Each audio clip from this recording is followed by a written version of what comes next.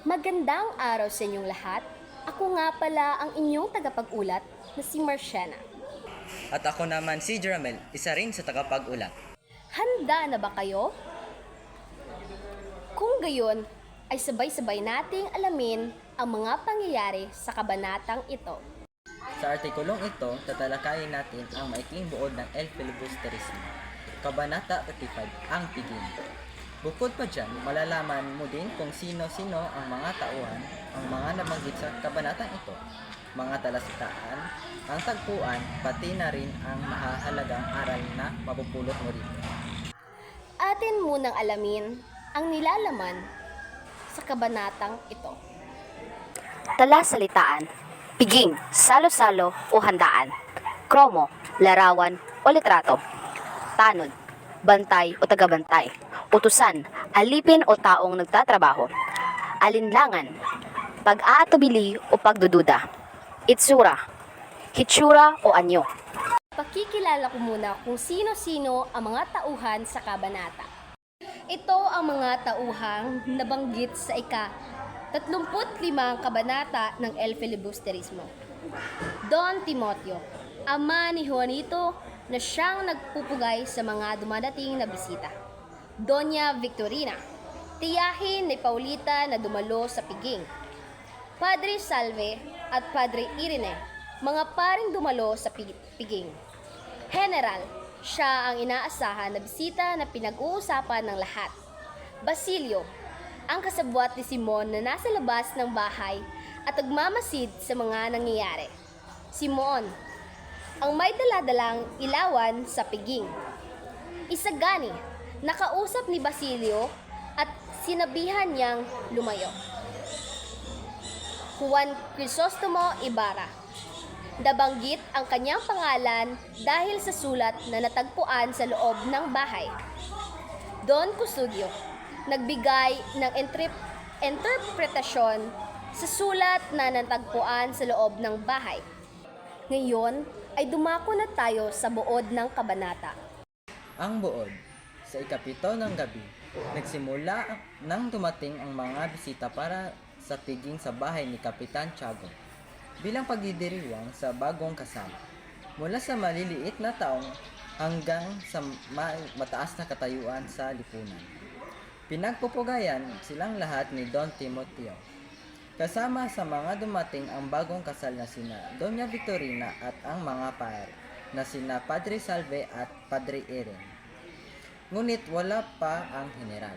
Sa loob ng bahay, may ilang naging usapan at maliit na tensyon dahil sa mga promo sa pader at sa paghihintay kay general. Nang dumating na ang general, nawala ang mga alalahanin ni Don Timoteo. Nasa labas ng bahay si Basilio, nakikipanood sa mga dumating. Sa kanyang pag-aalala sa mga pangyayaring maaaring maganap, naisip niyang bigyan ng babala ang mga bisita. Ngunit nang makita niya sina Padre Salve at Padre Irene, nagbago ang kanyang isip. Nakita rin ni Basilio si Simon na may daladalang ilawan. Naramdaman niyang kakaiba ang anyo ni Simon sa parang nag-aalinlangan din sa pagpunta ng piging. Pagkatapos makipag-usap sandali sa general at iba pang mga bisita, nawala si Simon sa paningin ni Basilio. Nais ni Basilio na iligtas ang mga nasa loob ng bahay. Ngunit siya ay hinadlangan ng mga tanod dahil sa kanyang itsura. Nagutos si Simon na magtungo sila sa eskolta at magmadali.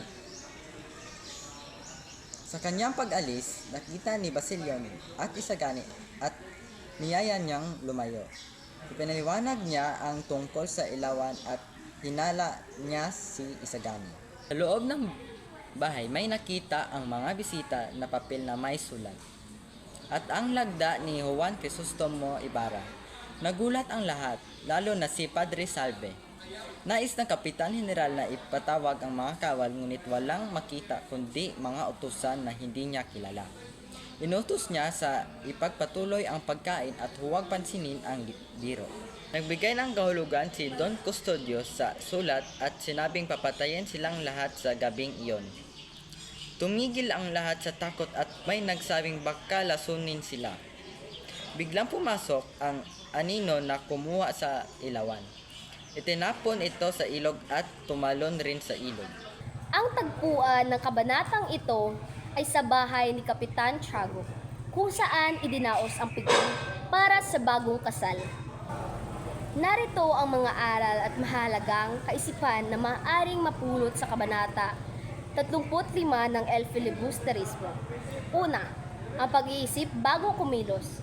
Sa kabanatang ito, makikita ang pag-aalangan ni Basilio sa pagbibigay ng babala sa mga bisita sa piging. Ipinakikita nito ang kahalagahan ng pag-iisip bago gumawa ng isang desisyon upang maiwasan ang mga posibleng negatibong kahihinatnan. Pangalawa, ang pagiging mapanuri sa mga sitwasyon. Sa paglabas ng papel na may sulat na Mane Tasel Fares at ang lagda ni Juan Crisostomo Ibarra, nagkaroon ng iba't ibang interpretasyon ang mga tao sa loob ng piging. Ipinakikita nito na ang pagiging mapanuri sa mga bagay ay mahalaga upang makita ang tunay na kahulugan at layunin ng isang mensahe. Pangatlo, ang pagpapahalaga sa kagandahang loob. Sa pagkakataon na ninais ni Basilio na iligtas ang mga taong nasa loob ng bahay, ipinakita niya ang kanyang kagandahang loob at pagmamalasakit sa iba. Ito ay isang ehemplo ng pagmamalasakit sa kapwa na maaaring maging inspirasyon sa mga mambabasa. At ang panghuli ay ang kahalagahan ng pagkakaisa. Sa kabanatang ito, kahit na may mga tensyon at pag-aalala, ipinakita ng mga tauhan ang kahalagahan ng pagkakaisa upang maresolba ang isang sitwasyon. Ang pagtutulungan at pagkakaisa ng bawat isa ay mahalaga upang malampasan ang mga pagsubok na hinaharap.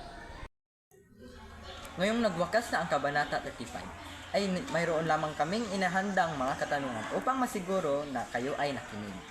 Ang isasagot nyo ay thumbs up kung ito ay tama at thumbs down naman kung ito ay mali. Mayroon lamang kayong 10 segundo para sagutin ito. Unang tanong, namatay ang mga taong dumalo sa piging. Pangalawa, si Simon ang may dala-dala ng ilawan. Pangatlo, ay nadapa si Basilio dahil siya ay tumakbo. Pang-apat, si Basilio at Simon ang nagsanib puwersa upang maghiganti. At ang panghuli ay mahal ka ba niya? At doon lamang nagtatapos ang Kabanata 35. Naway manitutunan kayo sa aming pag-uulat. Maraming salamat sa panonood.